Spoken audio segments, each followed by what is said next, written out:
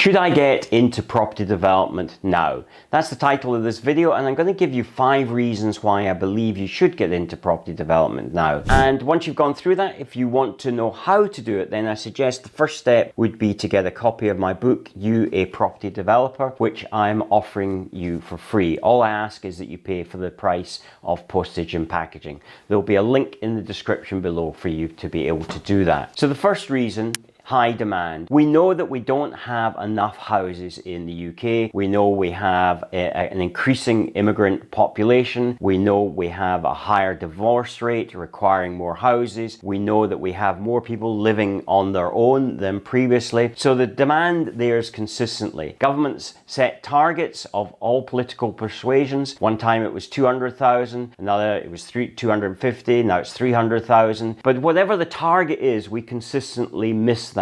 And so even if we met the targets, there's still plenty of opportunity there, because building 300,000 houses is a huge task, and just setting a target itself doesn't actually help us achieve it. And so we need ways to be able to achieve that, and we need more developers in order to do that. Yes, we have the large developers that take up a large share of the market, but because they are still not able to satisfy that demand, there's a massive opportunity for small developers like you and I, who can create development opportunities of somewhere between 4 and 9 houses, and we can create something a little bit different from what those mainstream developers are able to do. Point number 2 is government policy. At the time of recording this video, we're about to vote in a general election in the UK. The government policy, or the incoming government policy, whichever flavour of government that is, and it seems to be going in one direction, is going to have a policy in order to boost housing. Housing is a key contributor to the economy. You've only got to look back to 2020, at the time of the pandemic, and the one industry that was allowed to operate as normal, or virtually as normal, was the construction industry. The government at that time understood that construction was key to the economy. It is the driver of the economy. A lot of people don't understand that, and it's the thing that actually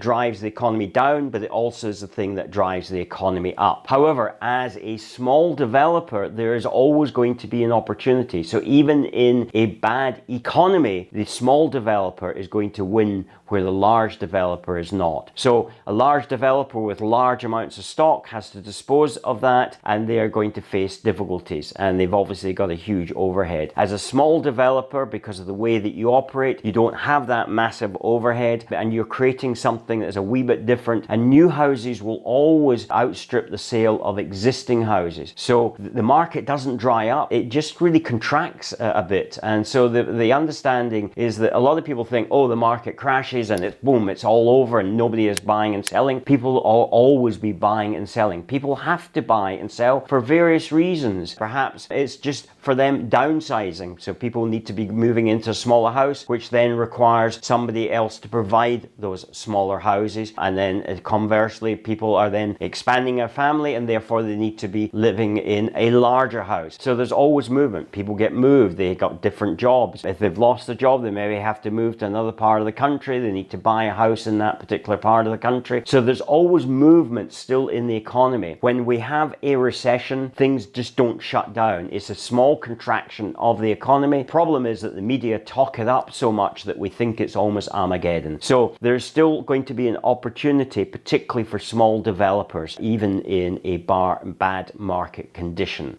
Point number 3 is that property development has the greatest potential to create the greatest wealth in the shortest period of time. Unlike other property strategies such as buy-to-lets, which is investing in an asset which then slowly increases in value, produces a very small return on a monthly basis, property development, because of the margins involved, and I'm going to talk a little bit more about that in point 4, it means that the opportunity to create wealth is far greater, because we're talking about a product that is high margin and can give us a very good return for our money that we invest in that. Not only that, is that we're able to leverage that money that we have within property development, and it doesn't need to be our own money, incidentally, it can be those of investors. We're able to leverage that in a way that you can't do that in most of the other property sectors, because it actually relies on the project rather than relying on your ability to borrow.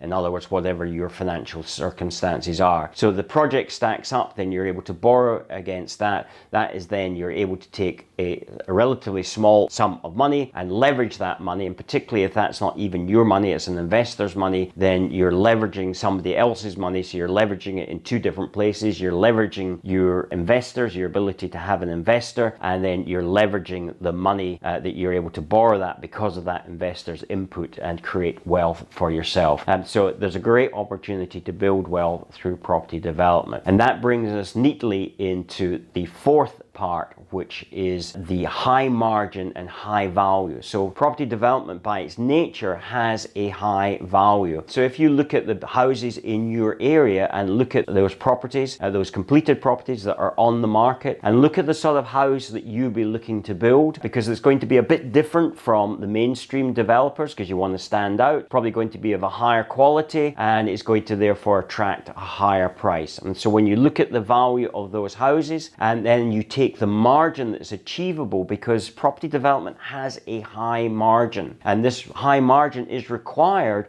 actually by lenders because they want to make sure that their money is secure. And when I say lenders, I'm talking about commercial lenders, so the commercial lending institutions. That high value, we're talking at somewhere between 25-33+%, which is higher than most people will talk about in all honesty, because we segment it into two different areas of profit. We have the build profit. So this is a piece of land that has full planning in place, and you then start on that build, and that's the profit you make of actually building out that site. However, the way that we actually teach is for you to look for off-market land, and by finding that off-market land, there's an land uplift value in that, and therefore you should be making a profit on that. And that's why we're able to show you how to make 25-33% plus return on your gross development value. Gross development value, if it's not a term that you understand, it's essentially the selling value. So everything combined within your site, so if that was say five houses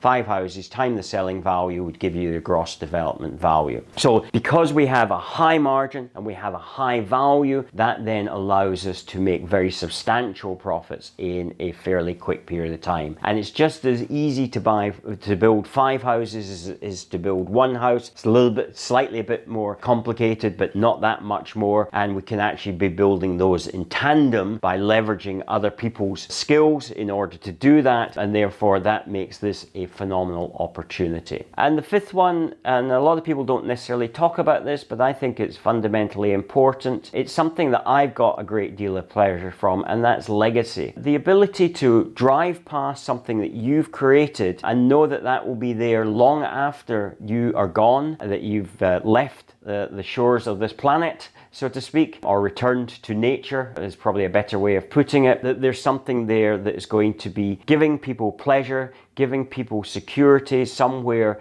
that they can call home and enjoy. And you created that legacy. After all, you sourced the land, you created the design with the help of architects, and you completed that transformation of that piece of ground. Without your vision, that wouldn't have happened. And so that allows you to create legacy in that respect, in terms of an asset that you created, but also the legacy that you can create for your family and your future generations, to be able to set them up so that they perhaps, if you've struggled, they don't have to struggle in the way that you have, but also to produce that generational wealth that is achievable through property development. So I hope you found that useful, the 5 reasons. I'd be interested for your thoughts in the comments below, so put something in the comments below why you feel property development would be right for you, or if you disagree with that, then certainly I'm quite open to controversial comment. I get them all the time,